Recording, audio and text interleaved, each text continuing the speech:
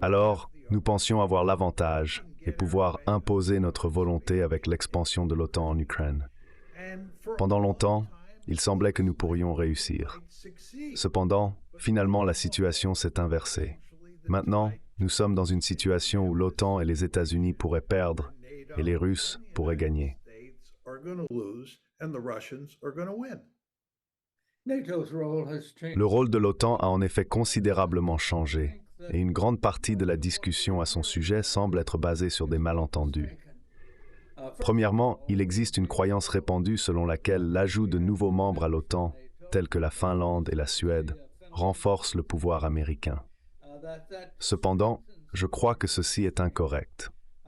Chaque fois qu'un pays s'engage à assurer la sécurité d'un autre, il prend en réalité une responsabilité plutôt que de gagner en force supplémentaire.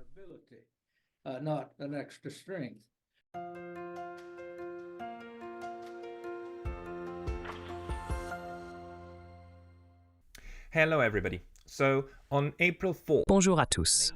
Le 4 avril, l'OTAN, ce vestige de l'ère de la guerre froide, a fêté ses 75 ans. Joyeux anniversaire, mais s'il vous plaît, pas d'explosion ni de provocation. Restez calme, enfant anniversaire. Pour commémorer cette occasion significative, j'ai été invité à présider un panel avec 3 penseurs distingués des relations internationales, l'ambassadeur Jack Matlock, le professeur John Mearsheimer et Anatole Lieven. Le panel était organisé par le Comité américain pour l'accord États-Unis-Russie et Katharina Van den Heuvel, l'ancienne rédactrice en chef du magazine The Nation. Ce sont des personnes qui plaident pour l'amélioration des relations avec la Russie et pour éviter la Troisième Guerre mondiale. Nous avons rencontré quelques problèmes de connexion, mais j'espère que vous apprécierez tout de même le débat. Il y a des marques temporelles dans la description, si vous souhaitez passer directement à un intervenant particulier. Profitez-en, s'il vous plaît.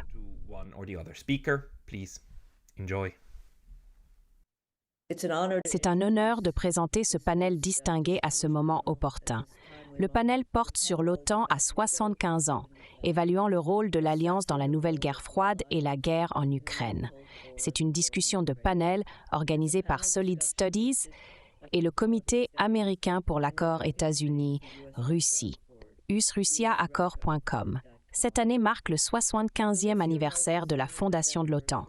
Si vous lisez le communiqué de presse, il insiste sur le fait que depuis plus de 7 décennies, l'OTAN a préservé la paix et la stabilité en Europe. La discussion importante d'aujourd'hui est susceptible de diverger de ce discours de célébration.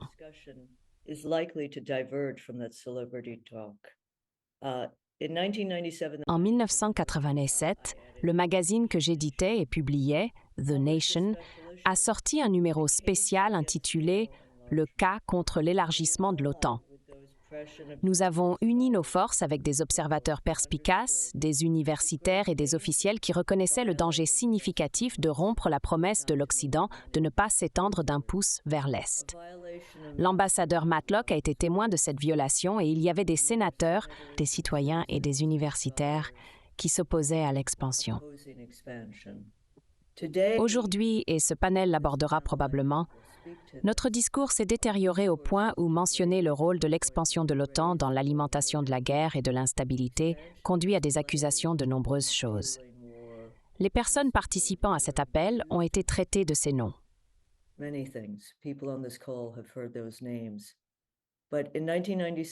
En 1997, témoignant devant le Comité des Relations étrangères du Sénat, l'ambassadeur Matlock a averti que l'admission de nouveaux membres à l'OTAN pourrait être vue dans l'histoire comme une erreur stratégique profonde.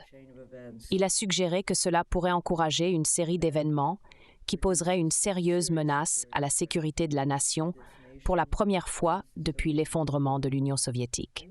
De plus, il y avait l'interview largement citée du distingué diplomate George Kennan par Thomas Goodman.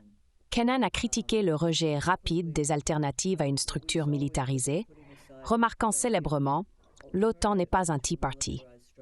Cependant, il a noté que le terme Tea Party était devenu compliqué à utiliser.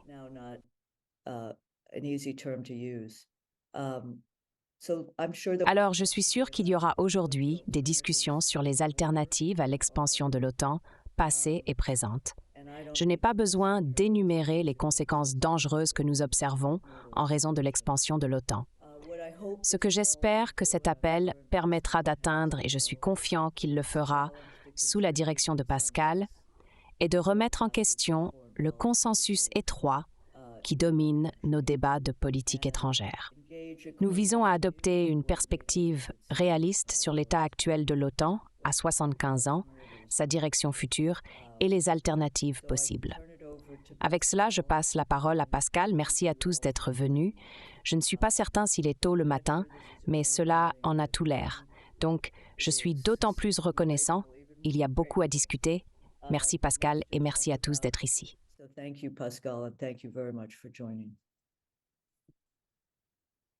Merci Katharina et merci à tous d'être venus, en particulier aux 3 intervenants qui ont accepté de discuter aujourd'hui. Tous ceux qui regardent cette chaîne me connaissent. Je suis Pascal.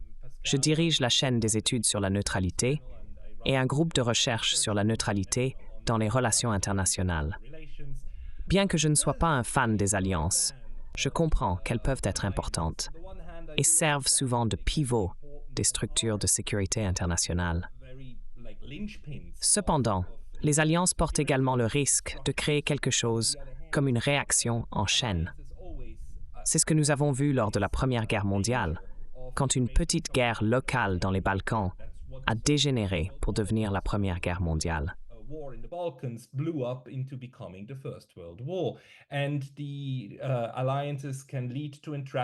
Les alliances peuvent conduire à un piège.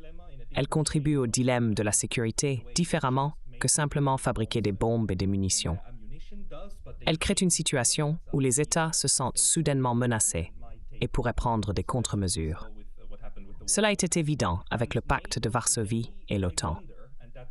Aujourd'hui, je me demande si l'OTAN est encore ce qu'elle était en 1949. Cette alliance, maintenant âgée de 75 ans, semble, sent et paraît très différente de ce que j'ai lu dans les manuels.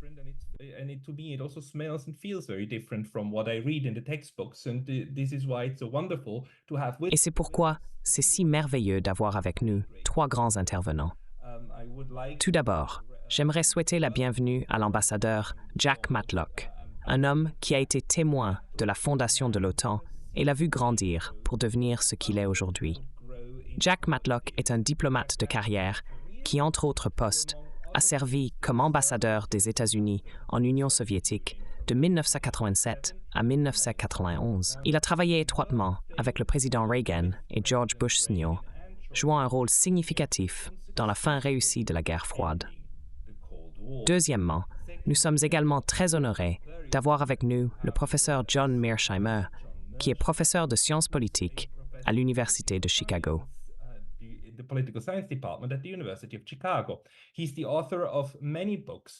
Il est l'auteur de nombreux livres, dont certains sont les œuvres contemporaines les plus importantes en relations internationales. Il est bien sûr le principal savant américain dans le réalisme académique savant. Enfin, nous avons également avec nous Anatole Lieven, qui est le directeur du programme Eurasie à l'Institut Kinsey pour une diplomatie responsable. C'est un journaliste accompli et ancien professeur à l'Université de Georgetown au Qatar. Donc, aux 3 messieurs, merci beaucoup de vous joindre à nous aujourd'hui. Permettez-moi de commencer avec l'ambassadeur Matlock. Comme je viens de le mentionner, vous aviez 19 ans lorsque l'OTAN a été fondée. Vous l'avez vue évoluer en ce qu'elle est aujourd'hui. Selon vous, quel est le rôle de l'OTAN aujourd'hui dans le système mondial? Et pensez-vous qu'elle joue un rôle positif ou non?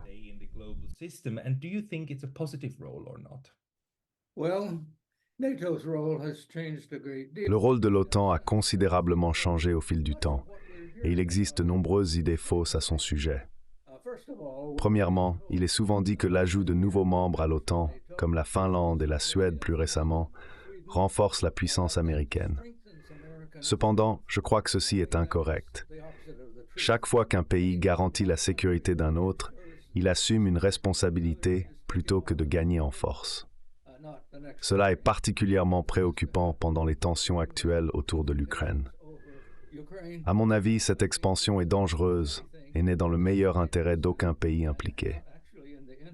De plus, il y a une idée fausse répandue selon laquelle le traité de l'OTAN oblige les États-Unis à aller en guerre pour défendre ces pays.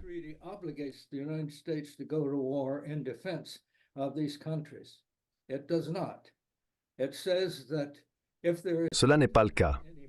Le traité stipule que si une attaque est perpétrée contre un membre, elle sera considérée comme une attaque contre tous. Cela implique qu'il y aura une décision collective sur la manière de répondre, ce qui ne signifie pas nécessairement aller en guerre. Un autre point est que l'Ukraine n'est pas membre, bien qu'en 2008, l'OTAN ait déclaré qu'elle le deviendrait éventuellement.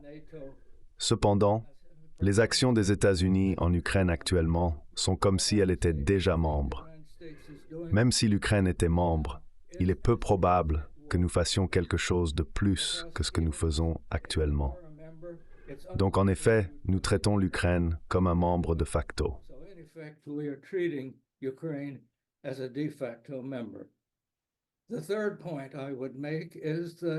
Le troisième point que je souhaite aborder concerne ce qui inquiète particulièrement la Russie, et cela concernerait n'importe quel dirigeant russe. Ce n'est pas tant la garantie de l'article 5, mais le placement de bases américaines dans ces pays. En réfléchissant aux discussions des années 90, je me souviens de l'ambassadeur russe à Washington, avec qui j'avais de bonnes relations et avec qui j'avais négocié de nombreuses choses pendant la guerre froide, disant « Nous ne nous opposons pas à ce que vous leur étendiez une garantie de l'article 5. Ce qui nous inquiète, ce sont les bases. » Cette préoccupation a grandi, surtout en Ukraine. En fournissant des fournitures militaires, des armes, des conseillers et des renseignements, nous traitons l'Ukraine comme si elle était un membre de l'OTAN. Je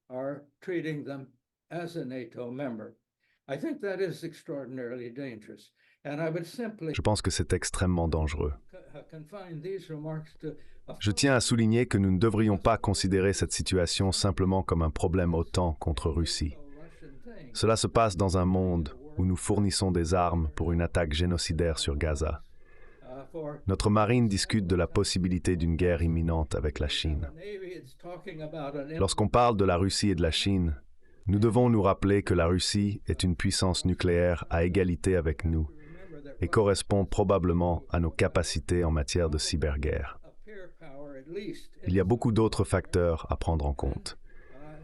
Je crois que la poursuite de ces politiques à ce moment présente un danger significatif pour la sécurité américaine et pour la stabilité mondiale.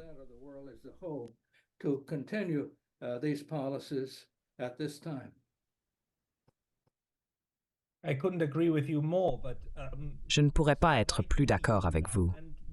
Mais la question est, pourquoi faisons-nous cela? Laissez-moi maintenant demander au professeur John Mearsheimer, car vous avez souligné très récemment dans votre Substack que Jens Stoltenberg, le secrétaire général de l'OTAN, a admis non pas une, mais 2 fois que la vision selon laquelle Poutine a attaqué l'Ukraine à cause de l'élargissement de l'OTAN était en fait vraie. Il l'a dit 2 fois. Habituellement, quand quelqu'un dit quelque chose comme ça, on l'accuse d'être une marionnette de Poutine. Mais il semble que même au quartier général de l'OTAN, il est assez clair que les Russes se sentent très insécurisés à propos de l'OTAN. Et pourquoi ne le seraient-ils pas? Vers qui ces armes devraient-elles être dirigées? Pourquoi pensez-vous, professeur, que nous assistons à cette escalade absolue du côté de l'OTAN?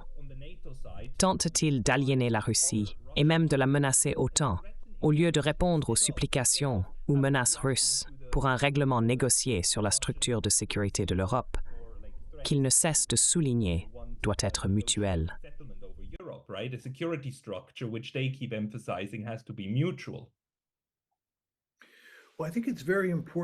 Eh bien, je pense qu'il est très important de comprendre que l'expansion de l'OTAN, comme souligné par les commentaires de Jack, a commencé dans les années 1990. Pendant cette période, la Russie était extrêmement faible. Il est également crucial de souligner que l'expansion de l'OTAN n'avait pas pour but de contenir la Russie dans les années 1990, car il n'y avait absolument aucune menace russe. L'objectif principal de l'expansion de l'OTAN était d'étendre la zone de paix qui existait en Europe de l'Ouest, que nous avions créée pendant la guerre froide vers l'Est. Malgré cela, les Russes ont protesté vigoureusement dès le début. Cependant, ils étaient trop faibles pour arrêter l'expansion de l'OTAN. La première expansion significative a eu lieu en 1999. Les Russes ont fortement objecté, mais nous avons procédé malgré tout.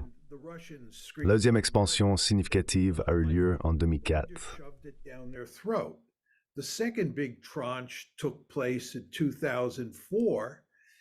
Et encore une fois, les Russes étaient extrêmement en colère à propos de l'expansion de l'OTAN. Mais une fois de plus, nous l'avons imposée sur eux, et il n'y avait vraiment pas grand-chose qu'ils pouvaient y faire. Ainsi, en avril 2008, lorsque nous avons annoncé que la Géorgie et l'Ukraine deviendraient partie de l'OTAN, marquant la troisième grande expansion, les Russes ont protesté vigoureusement. Ils ont clairement indiqué que c'était une menace existentielle pour eux et qu'ils ne permettraient pas que cela se produise. Notre pensée de base à l'époque était que nous pouvions leur imposer cela, qu'ils n'avaient d'autre choix que de l'accepter. Cette approche était cohérente avec nos actions jusqu'à ce point. Il est important de noter qu'une guerre a éclaté en août 2008 au sujet de la Géorgie. Ce conflit devrait nous rappeler que la décision d'intégrer la Géorgie et l'Ukraine dans l'Alliance a été prise en avril 2008.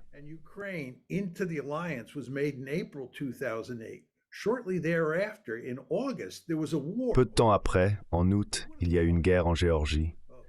On aurait pu penser que l'administration Bush, suivie par celle d'Obama, Trump et Biden, aurait compris que continuer à pousser l'OTAN vers l'Est et à intégrer l'Ukraine allait provoquer une guerre en Ukraine, tout comme la guerre en Géorgie. Mais ce n'est pas ce qui s'est passé. Nous avons juste continué à pousser. J'aime dire que nous avons redoublé d'efforts. Puis bien sûr, en décembre 2021, environ 2 mois avant le début de la guerre, les Russes ont clairement indiqué qu'ils voulaient trouver une sorte d'accord pour éviter une guerre. Mais qu'avons-nous fait? Pratiquement rien. Nous avons essentiellement ignoré leurs préoccupations et signalé que nous allions continuer les efforts pour intégrer l'Ukraine dans l'OTAN.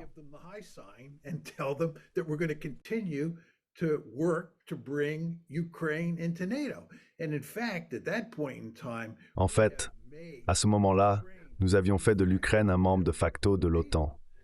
Les Russes continuaient de protester et nous les ignorions essentiellement. Cela était dû au fait que nous pensions pouvoir imposer l'expansion de l'OTAN sur eux. Si une guerre devait éclater, nous croyions pouvoir mettre les Russes à genoux, principalement par des sanctions, mais aussi en utilisant l'armée ukrainienne pour grandement affaiblir, sinon vaincre, les Russes sur le champ de bataille.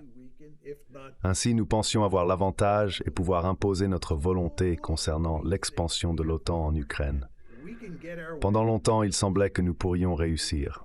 Cependant, finalement, la situation a changé et nous nous sommes retrouvés dans une position où l'OTAN et les États-Unis étaient susceptibles de perdre et les Russes allaient gagner.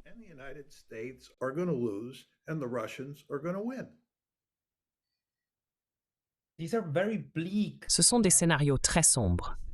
L'idée que l'OTAN ait compris qu'elle créait cette situation et que nous avons une guerre parce que nous avons choisi cela au lieu de la désescalade est troublante.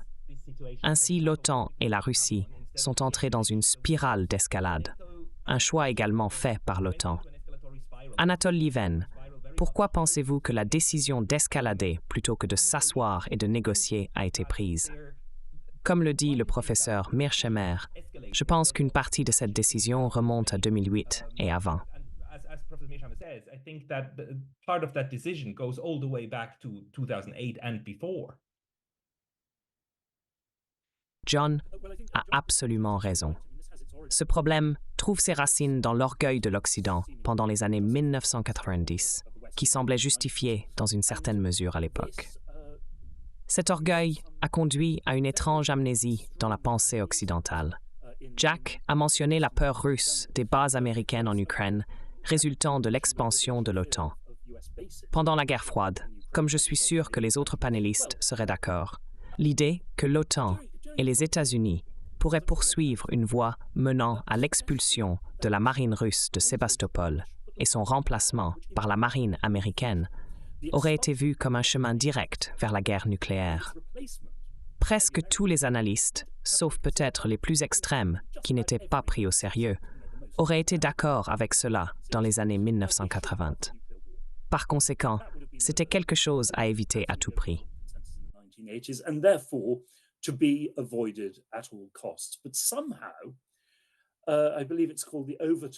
Mais d'une manière ou d'une autre, ce qu'on appelle la fenêtre d'Overton a glissé, rendant des choses qui étaient auparavant considérées comme impossibles et illégitimes acceptées. Ce changement est devenu normalisé dans la pensée occidentale. Je crois que cela résulte également d'une amnésie historique et du déclin des études historiques. C'est dû à la lâcheté et au conformisme répandu parmi beaucoup dans les études sur la Russie et l'après soviétique et la communauté d'experts. Initialement, ces experts ont hérité de leur vue de l'époque de la guerre froide. Cependant, une fois qu'il y a eu un consensus à Washington et au sein de l'OTAN en faveur de l'expansion de l'OTAN, trop de personnes, malgré la reconnaissance en privé des conséquences désastreuses de cette démarche, ont publiquement déclaré quelque chose de complètement différent.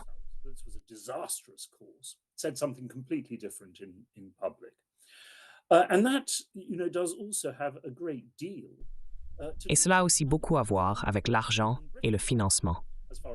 En Grande-Bretagne, en ce qui concerne les think tanks sur les affaires internationales, il n'y a tout simplement pas de débat sur la politique de l'OTAN et de la Russie. Il y a un certain débat sur les tactiques, mais aucun sur la vision de la Russie comme ennemi ou sur la nécessité de l'expansion de l'OTAN. Cela est largement dû à leur dépendance vis-à-vis du financement de l'État, et dans une mesure considérable, du financement provenant également de l'Amérique. Ce que l'OTAN illustre, dans une certaine mesure, c'est la loi de fer de la bureaucratie. Cette loi suggère que les institutions créées pour un but spécifique visent principalement à se maintenir et à survivre. Si nécessaire, elles créeront les conditions mêmes qu'elles sont censées combattre, comme un officiel russe l'a averti dans les années 1990.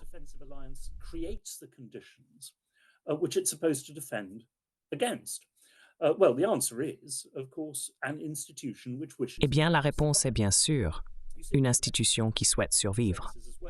On le voit aussi avec les services de sécurité intérieure. S'il n'y a pas de menace, ils essaieront d'en générer une pour assurer leur propre existence continue. Mais dans le processus, il y a également eu, et cela était très apparent une fois de plus dans les années 90, un énorme effort de propagande généré par l'OTAN et bien sûr par certains gouvernements de l'OTAN. Cet effort a été énormément financé, essentiellement pour fermer le débat sur cette question et pour promouvoir la ligne de l'OTAN dans le public. Maintenant, un autre aspect de cela que John a soulevé était qu'il était présenté, et dans une certaine mesure, comme il l'a dit, considéré par les élites de l'OTAN comme sans coût et sans risque. Une mention a été faite de la guerre Russie-Géorgie de 2008. A mention was made of the Russia-Georgia war of 2008. And after that war, Après cette guerre, j'ai demandé à un officier qui avait servi au quartier général de l'OTAN à Bruxelles, puis était rentré si l'OTAN avait un plan de contingence pour une guerre Russie-Géorgie, dans l'éventualité où la Géorgie rejoindrait l'OTAN. J'ai souligné les conflits territoriaux existants et mentionné que Saakashvili était déterminé à récupérer ces territoires par tous les moyens nécessaires. Je lui ai demandé quel était leur plan si cette situation se produisait. Il a répondu qu'il n'y avait pas seulement aucun plan, mais l'idée même d'avoir un plan pour cette éventualité n'avait jamais été soulevée au quartier général de l'OTAN. C'était surprenant. Il a expliqué que l'expansion de l'OTAN était vendue au public sur la prémisse qu'elle serait sans coût et sans risque.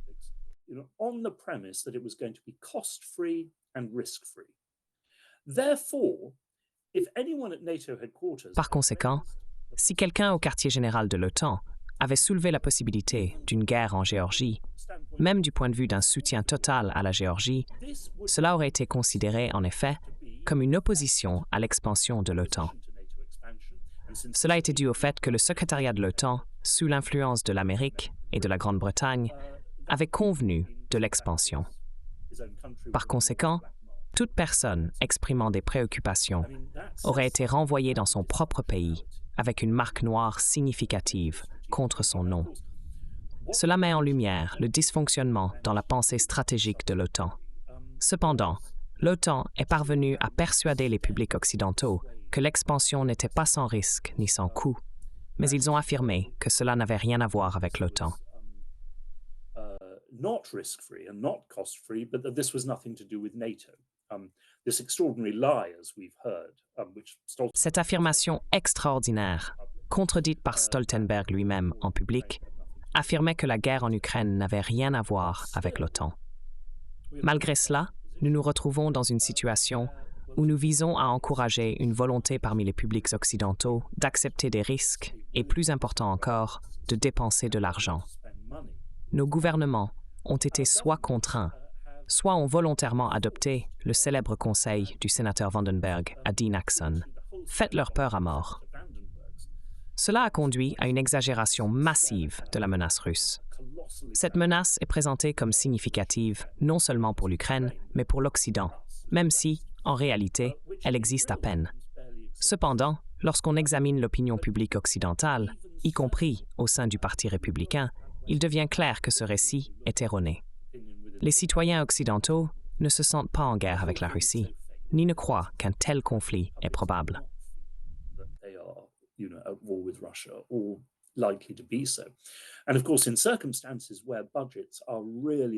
Et bien sûr, dans des circonstances où les budgets sont vraiment mis sous pression, surtout en Europe, en raison d'autres demandes, et où il y a une stagnation économique générale en Europe, il est très peu probable, à mon avis, que les publics européens finissent par accepter de soutenir le niveau de dépenses proposé.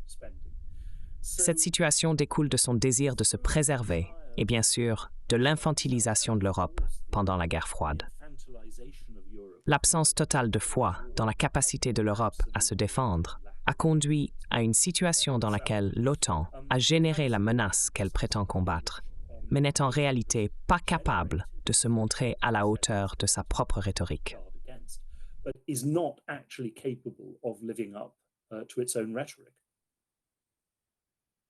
Ambassadeur Matlock, êtes-vous d'accord pour dire que l'OTAN a créé son propre ennemi, un ennemi que vous avez travaillé à transformer en ami? Vous avez joué un rôle significatif dans la fin de la guerre froide, soulignant qu'elle était possible parce que les deux côtés voyaient l'avantage de mettre fin au conflit et de travailler ensemble. Pourquoi alors l'OTAN recrée-t-elle maintenant cet ennemi, le reconstruisant une fois de plus?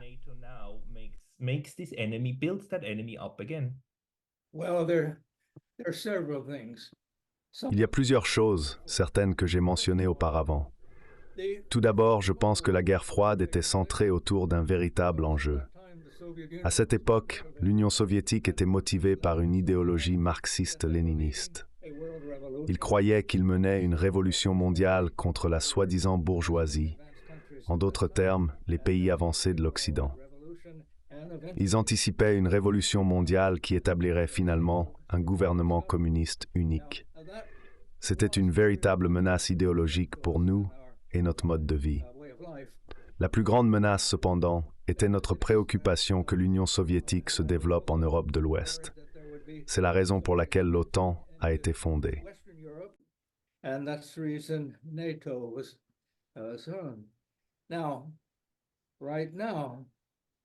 Maintenant, le problème est qu'on nous dit que si la Russie, ou spécifiquement Poutine, réussit en Ukraine, bien qu'il ne définisse pas ce que signifie réussir, alors il commencera immédiatement à attaquer l'Europe de l'Est. Il n'y a absolument aucune preuve pour soutenir cette affirmation. On nous dit aussi que la Russie, parce qu'elle a un système autoritaire, veut imposer ce système à tout le monde. C'est absolument absurde. Le système autoritaire concerne leurs affaires internes. Ils sont indifférents au type de gouvernement que nous avons, tant que nous ne les menaçons pas. En d'autres termes, ils ne possèdent pas la stratégie agressive qui était caractéristique de l'idéologie communiste.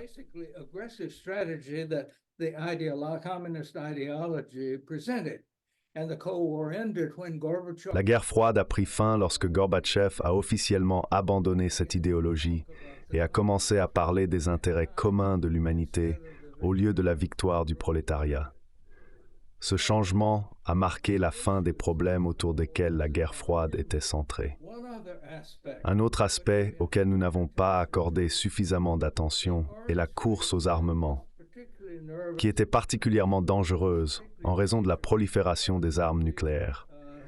À un moment donné, nous avions tellement d'armes nucléaires qu'il a été calculé que si elles étaient toutes utilisées, elles pourraient détruire la civilisation. Certaines estimations disaient 3 fois, tandis que d'autres disaient 7 fois. C'est déroutant pourquoi quelqu'un voudrait détruire la civilisation plus d'une fois. Mais cette course aux armes nucléaires était absolument insensée.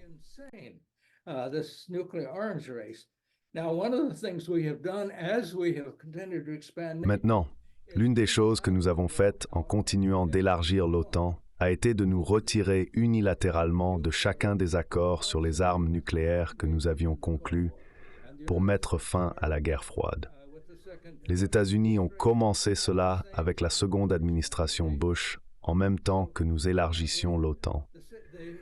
Donc je dirais que la situation géopolitique est totalement différente maintenant.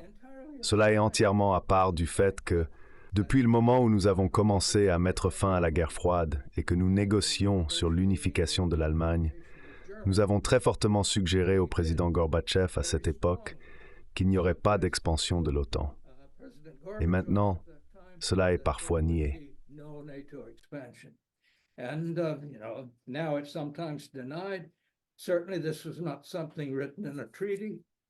Certes, cela n'était pas écrit dans un traité, mais cela a été très emphatiquement déclaré pendant les négociations pour unifier l'Allemagne. Cette position n'était pas seulement adoptée par les États-Unis, mais aussi par le ministre des Affaires étrangères allemand de l'époque et le Premier ministre britannique. Je me souviens de certaines de ces négociations quand Gorbatchev répondait que si l'OTAN devait s'élargir, cela devrait inclure la Russie. En d'autres termes, nous avions besoin à ce moment-là d'avoir une organisation de sécurité qui protégeait tout le monde, au lieu d'une qui semblait profiter de ce qui est devenu plus tard les intérêts russes. Bien sûr, après l'éclatement de l'Union soviétique, la Russie n'avait que la moitié de la population de l'Union soviétique.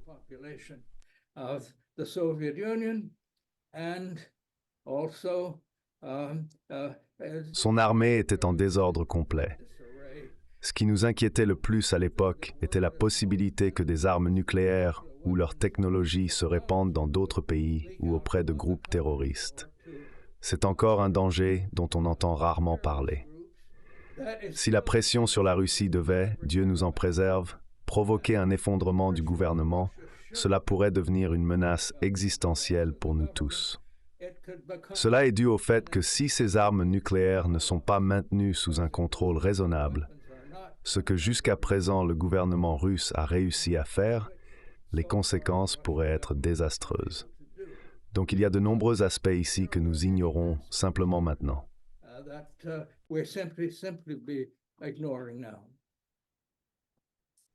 Ambassadeur, professeur Mearsheimer, il me semble que les Européens et les Américains ont toujours l'état d'esprit selon lequel ils peuvent imposer leur politique aux Russes, comme vous l'avez dit. Ils continuent de le faire, tout en ne craignant pas la possibilité d'une escalade et d'une guerre nucléaire, comme les gens le faisaient pendant la guerre froide. Voyez-vous également ce problème? Les gens n'ont-ils plus peur qu'une guerre nucléaire et une véritable guerre avec la Russie puissent se produire? Ou est-ce que j'exagère?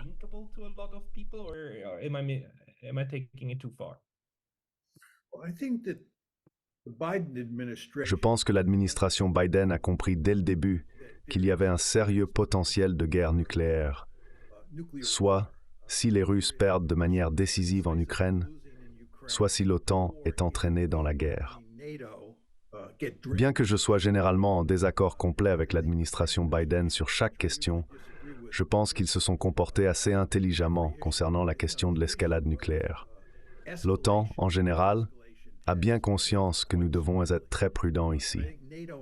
Cependant, Pour revenir à votre point sur le fait que nous imposons des politiques aux Russes, il semble que les rôles se sont inversés. Et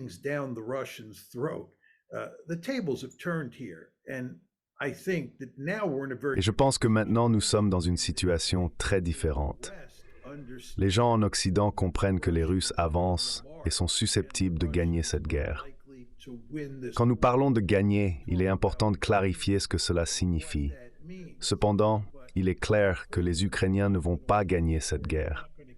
Ils ne récupéreront aucun territoire qu'ils ont déjà perdu. En fait, je dirais qu'ils vont perdre encore plus de territoire. Ce sera un coup dévastateur pour la réputation de l'OTAN. Donc la question que nous devons nous poser maintenant est, étant donné que la situation a changé et que l'OTAN et les États-Unis en particulier font face à de réels défis, que allons-nous faire à l'avenir?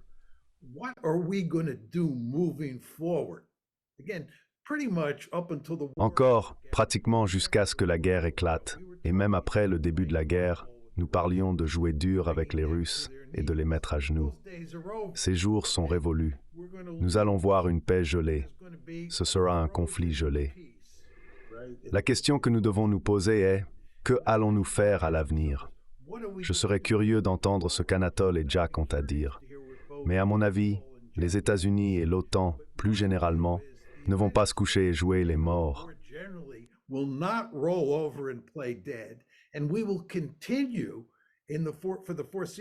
Nous continuerons, pour un avenir prévisible, à essayer de causer des problèmes aux Russes et à saper leur position en Ukraine. Les Russes, en retour, feront tout leur possible pour causer des problèmes à l'intérieur de l'Ukraine, pour la maintenir comme un État morcelé dysfonctionnel, et pour faire tout ce qu'ils peuvent pour causer des problèmes en Europe et en ce qui concerne les relations transatlantiques. Donc, je pense que nous sommes condamnés à avoir une méchante compétition sécuritaire entre les Russes d'un côté et les Ukrainiens et l'Occident de l'autre, aussi loin que l'on puisse voir. Tout cela revient au point initial de Jack, selon lequel la décision d'élargir l'OTAN puis d'intégrer l'Ukraine à l'OTAN était une décision désastreuse.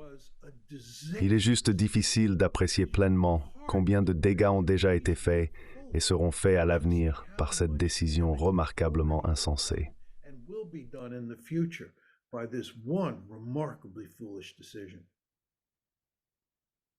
En 2014, professeur Mearsheimer, vous avez écrit un essai affirmant que l'Ukraine est un exemple parfait de cas pour la neutralité. D'autres ont également soutenu que l'Ukraine devrait rester neutre pour désamorcer les tensions et ainsi atteindre une sécurité commune. Mais tout d'abord, permettez-moi de demander à Anatole Lieven. Souhaitez-vous répondre à la question du professeur Mearsheimer?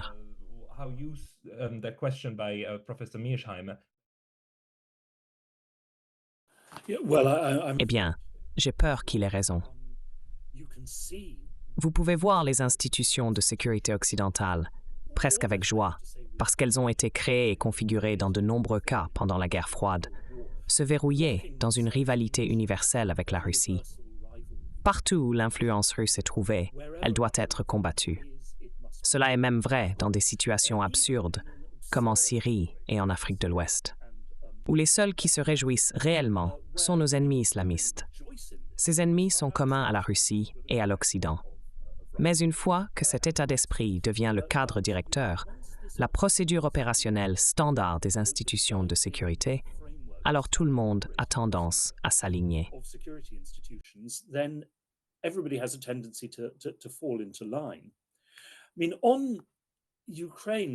Sur l'Ukraine, en tant qu'historien, j'ai essayé de rappeler aux gens, y compris aux Ukrainiens, que si la guerre était gelée le long des lignes de bataille actuelles et que l'Ukraine déclarait sa neutralité, cela ne serait pas une défaite en termes historiques. En fait, ce serait une victoire significative pour l'Ukraine. Cela est dû au fait que 80% de l'Ukraine resterait indépendante. Elle ne rejoindrait pas l'OTAN, mais elle aurait l'opportunité de se rapprocher de l'Union européenne. De plus, elle serait probablement fortement anti-russe, ce qui représenterait une sérieuse défaite pour la Russie. Cependant, nous nous sommes convaincus d'une position différente.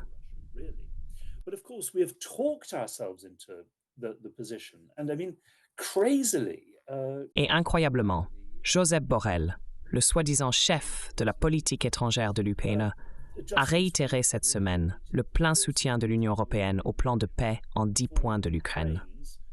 Cependant, ce plan n'est pas véritablement un plan de paix. Il exige un retrait complet de la Russie, des réparations et des procès pour crimes de guerre. Des résultats qui ne pourraient être atteints que par une victoire militaire complète de l'Ukraine, ce qui n'est pas réalisable à ce stade. Donc, d'une certaine manière, à travers notre rhétorique et nos discours excessifs, nous nous sommes piégés dans la poursuite d'une victoire totale que nous ne pouvons désormais pas atteindre. Mais bien sûr, dans le processus, nous avons considérablement compliqué la possibilité d'atteindre une paix de compromis sur des termes raisonnables.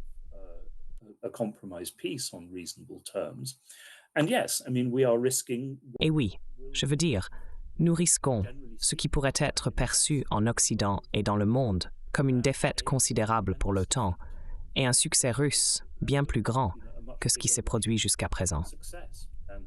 Et l'autre chose, j'ai dit cela à propos de la politique des États-Unis au Moyen-Orient, mais je le dirais aussi à propos de l'expansion de l'OTAN. Si j'étais adepte des théories du complot, ce que je ne suis absolument pas, mais si je l'étais, je dirais que tant de la politique des États-Unis dans le monde au cours des 30 dernières années semble comme si elle avait été conçue par un comité secret d'hommes vieux, super intelligents et méchants, se réunissant dans une grotte en Chine. Cela est dû au fait qu'il est extrêmement clair combien tout cela a énormément bénéficié uniquement aux Chinois.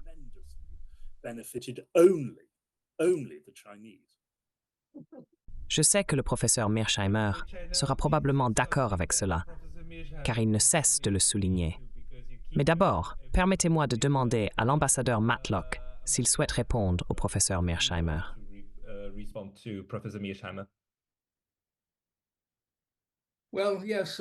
Eh bien, oui, je pense que bien que nous nous concentrions sur l'OTAN et son 75e anniversaire, il est extrêmement important de considérer le contexte mondial. Lorsque nous observons ce qui se passe actuellement dans la guerre de Gaza, nous voyons un autre effort intensif de génocide, alimenté par les armes américaines et le couvert diplomatique. Cette situation offense pratiquement tous les pays, sauf quelques-uns de nos alliés de l'OTAN en Europe. Pendant ce temps, certains de nos amiraux les plus haut gradés discutent de la possibilité d'une guerre avec la Chine, qui est également une puissance nucléaire et probablement capable d'exercer une supériorité navale le long de ses frontières. Cela survient à un moment où nous essayons effectivement de surveiller ces frontières et d'affirmer le droit de maintenir le contrôle de la mer de Chine méridionale, entre autres zones.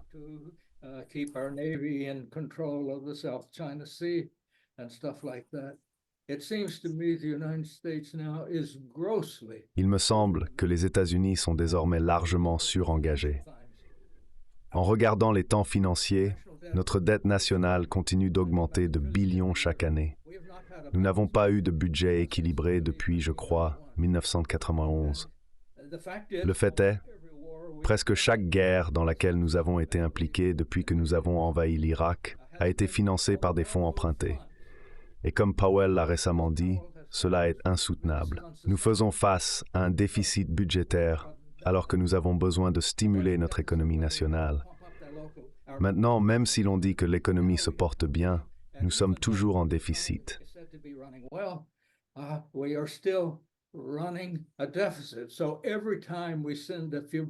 Donc, chaque fois que nous envoyons quelques milliards de plus à l'Ukraine, à Israël ou à n'importe qui d'autre, nous contractons des dettes que la prochaine génération devra soit payer, soit assister à l'effondrement du dollar. Dans ce contexte plus large, nous devons reconnaître que nous sommes sérieusement surengagés avec les politiques que nous avons suivies. Je me demande combien de temps cela durera, surtout combien de temps il faudra pour que nos principaux alliés européens, à part les Britanniques, qui semblent déterminés à utiliser la puissance américaine pour recréer l'Empire britannique, comprennent. Cela semble être motivé par l'émotion. Cependant, jusqu'à ce que les Allemands et les Français réalisent que leur position vis-à-vis de la Russie n'est pas dans leur intérêt et leur coûte cher, nous continuerons à faire face à ces défis.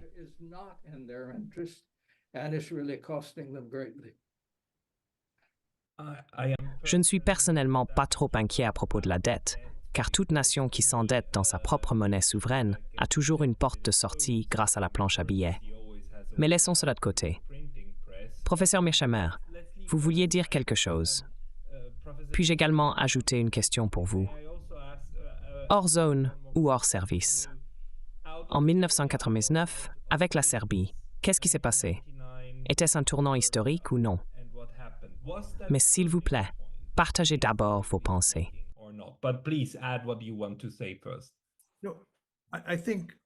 Non, je pense que ma réponse à Jack répond essentiellement à cette question. Je veux juste approfondir un peu plus le contexte mondial plus large. Lorsque vous examinez les États-Unis, vous pouvez identifier 3 régions clés d'intérêt aujourd'hui. La première est l'Asie de l'Est, avec la Chine comme point central.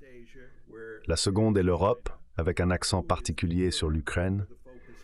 La troisième est le Moyen-Orient, souligné par la guerre de Gaza et le potentiel d'escalade généralisée. En regardant ces 3 régions, il est évident que l'Europe se classe 3e en termes de priorité. Cela est principalement parce que les États-Unis considèrent la Chine comme un concurrent de même niveau, tandis qu'ils ne considèrent pas la Russie sous le même angle.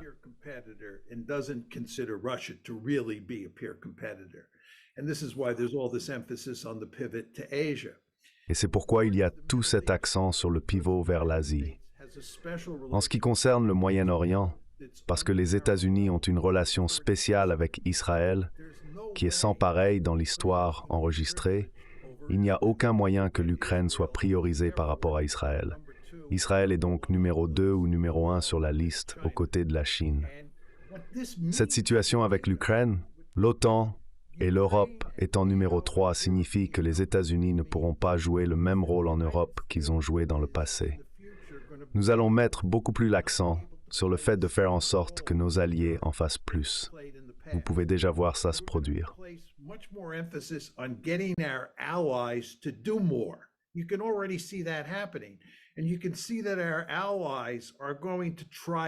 Vous pouvez voir que nos alliés vont essayer de faire plus pour résoudre le problème russe qu'ils ont créé pour eux-mêmes.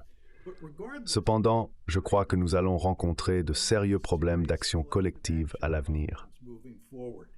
Il y avait un avantage significatif à ce que les Européens dépensent moins en défense et laissent les Américains diriger l'Alliance, car cela résolvait de nombreux problèmes d'action collective inhérents aux alliances. Alors que les États-Unis déplacent davantage leur focus vers l'Asie de l'Est et le Moyen-Orient, et moins vers l'Ukraine, et que nos alliés européens commencent à contribuer davantage, les différences entre eux deviendront plus évidentes et plus prononcées.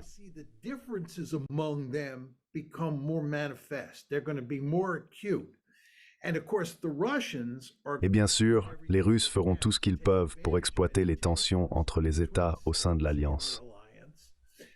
Les alliés sont déjà quelque peu en désaccord les uns avec les autres. Par exemple, les relations franco-allemandes sont aujourd'hui très mauvaises.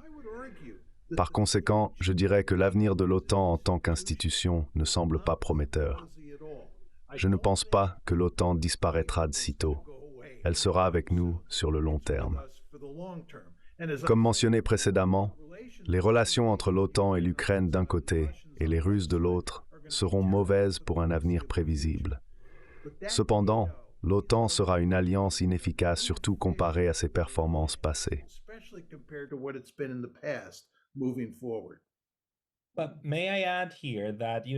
Mais puis-je ajouter ici que les alliances ont toujours cette composante qui cherche à faire coopérer les membres individuels.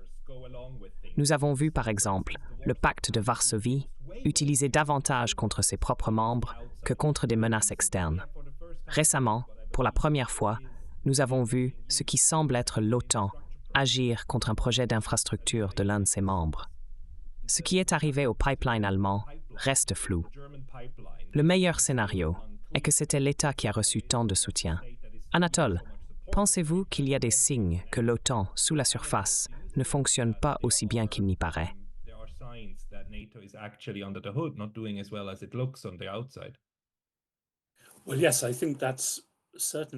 Eh bien, oui, je pense certainement que c'est le cas. ce qui m'inquiète à la fois en Amérique et en Europe, ce qui a été très alimenté par ce qui est maintenant clairement vu comme l'hystérie totalement fausse autour du prétendu Russiagate. C'est cette tentative d'associer certaines forces et tendances politiques domestiques à l'ennemi russe. Malheureusement, beaucoup de gens croient sincèrement en cela. Ce n'est plus juste un débat sur les intérêts nationaux des États-Unis ou de l'Allemagne. Au lieu de cela, on parle de traîtres et d'une cinquième colonne au milieu de nous. Cela est couplé, en partie, à des peurs légitimes de l'autoritarisme, ou, comme c'est parfois exagérément référé, du fascisme. Once again, somewhat hysterical language, fascism. This could lead us Cela pourrait conduire à des tendances dangereuses dans la politique intérieure également. Cela pourrait être justifié comme la défense nécessaire de la démocratie libérale. Cependant, cela pourrait aboutir à l'adoption de politiques intérieures très illibérales. Cela, à son tour, pourrait conduire à un cycle vicieux de radicalisation et de conflits internes. Une autre raison pour laquelle j'aimerais vraiment voir une fin à la guerre en Ukraine et une réduction de la tension avec la Russie est précisément à cause de cela. De plus, en Europe, il y a le problème des budgets nationaux épuisés. Le ministre des Finances allemand, issu d'un parti libéral, risque de tomber en dessous du seuil de 5%.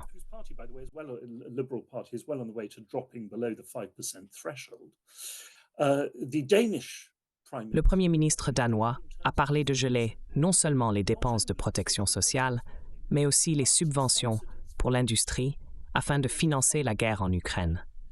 Cela survient à un moment où il y a une discussion croissante en Allemagne, parmi des personnes très sérieuses, sur la désindustrialisation de l'Allemagne, en partie à cause de la guerre en Ukraine.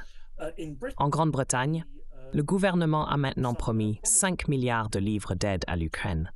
Ce montant est quelque peu pathétique comparé aux sommes que l'Amérique essayait de s'engager à verser.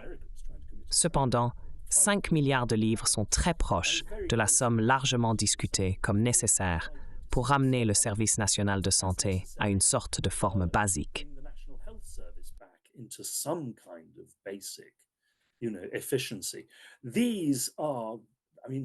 L'efficacité et ses problèmes vont provoquer des divisions significatives en Europe à l'avenir.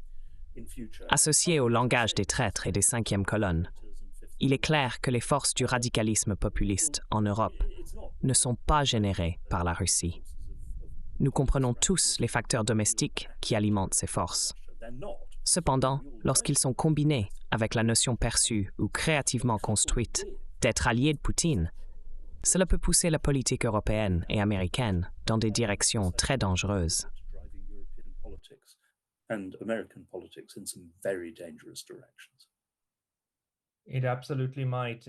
Cela pourrait absolument être le cas.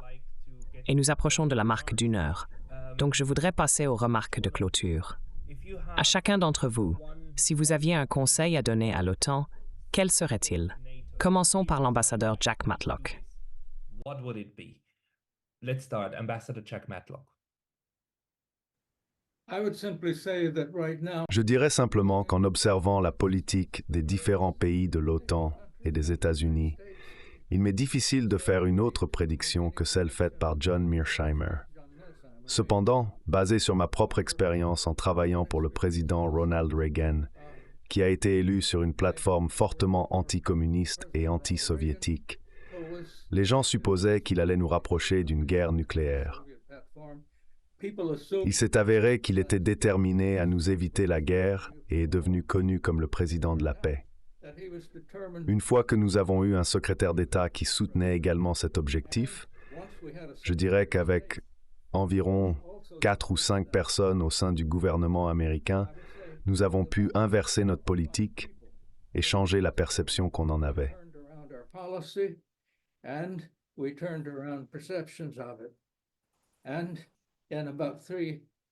Environ 3 ans, nous avons réussi à mettre fin à la course aux armements nucléaires et à la guerre froide dans son ensemble, grâce aux changements que nous avons encouragés et acceptés dans l'Union soviétique à cette époque. Je ne pense pas qu'une personne informée en 1980-81 aurait prédit que cela pourrait arriver. Actuellement, quand je regarde notre politique, je ne vois personne aux commandes de l'un ou l'autre parti politique qui soit capable de diriger de cette manière. Mais espérons au moins des développements positifs imprévus.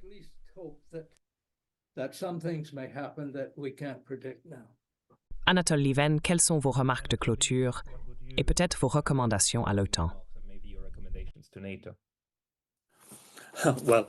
Eh bien, juste ce que je dis et écris depuis des mois maintenant.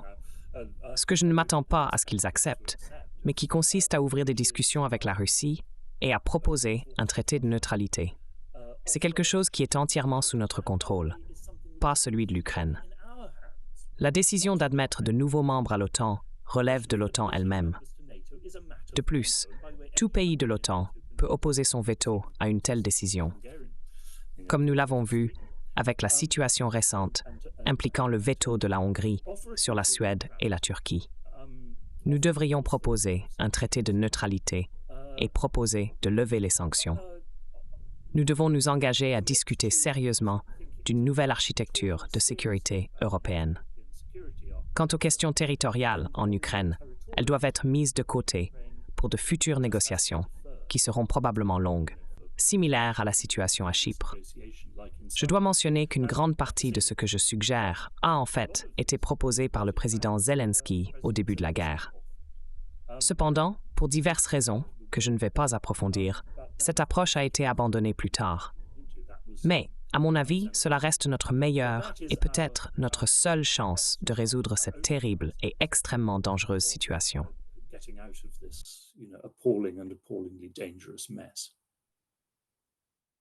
Professor Mearsheimer. Je suis entièrement d'accord avec Anatole, mais permettez-moi d'aborder la question sous un angle légèrement différent. Ce qu'il faut faire, c'est rompre complètement la relation de sécurité entre l'Occident et l'Ukraine. Il ne suffit pas de déclarer simplement que l'Ukraine ne deviendra pas membre de l'OTAN. Nous devons couper entièrement nos liens de sécurité avec l'Ukraine. Cela afin de garantir que les Russes se sentent en sécurité.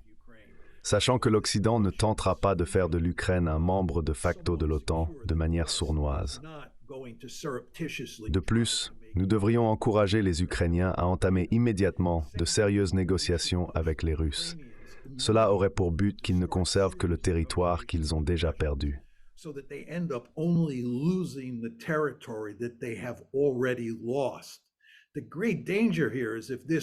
Le grand danger ici est que si cette guerre continue et que nous continuons de menacer d'intégrer l'Ukraine à l'OTAN, nous donnons aux Russes plus de raisons de prendre davantage l'Ukraine, la transformant en un État croupion dysfonctionnel. De cette manière, si l'Ukraine devenait jamais partie de l'OTAN, elle ne représenterait pas une menace sérieuse pour la Russie. Par conséquent, l'OTAN devrait clairement indiquer que l'Ukraine ne rejoindra pas l'OTAN et que l'Ukraine doit établir sa propre relation de sécurité avec la Russie par elle-même. De plus, nous devrions arrêter de soutenir les révolutions de couleur en Europe de l'Est. C'est parce que les Russes se voient comme des cibles potentielles pour des révolutions de couleur, tout comme ces autres pays.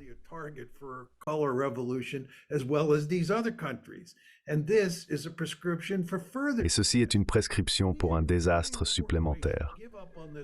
Nous devrions, de manière très importante, abandonner toute cette entreprise dont l'OTAN est l'élément central, de faire de l'Ukraine un bastion occidental à la frontière de la Russie. Nous devrions sortir du visage de la Russie, car le fait est que malgré toute la rhétorique concernant la menace russe en Occident maintenant, la Russie n'est pas une menace pour conquérir toute l'Ukraine, encore moins conquérir des pays en Europe de l'Est. Ils ne vont pas faire ça.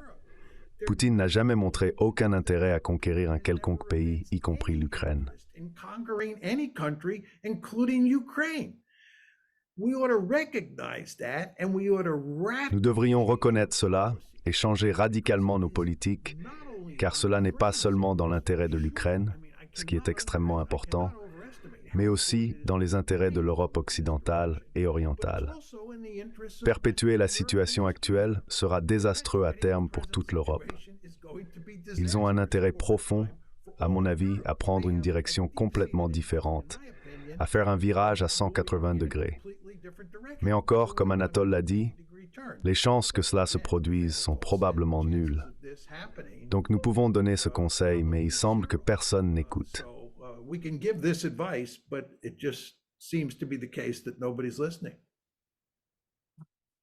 Je ne pourrais pas être plus d'accord. Bien que ce ne soit pas une note très joyeuse, j'espère que nous continuerons à discuter et à réfléchir à des moyens d'avancer après 75 ans. Je tiens à remercier Katharina Vandenhoeven, James Carden, l'équipe de Nations et le Comité américain pour l'accord États-Unis-Russie pour l'organisation de cela. Nous parlerons à nouveau. Merci. And we'll talk again. Thank you.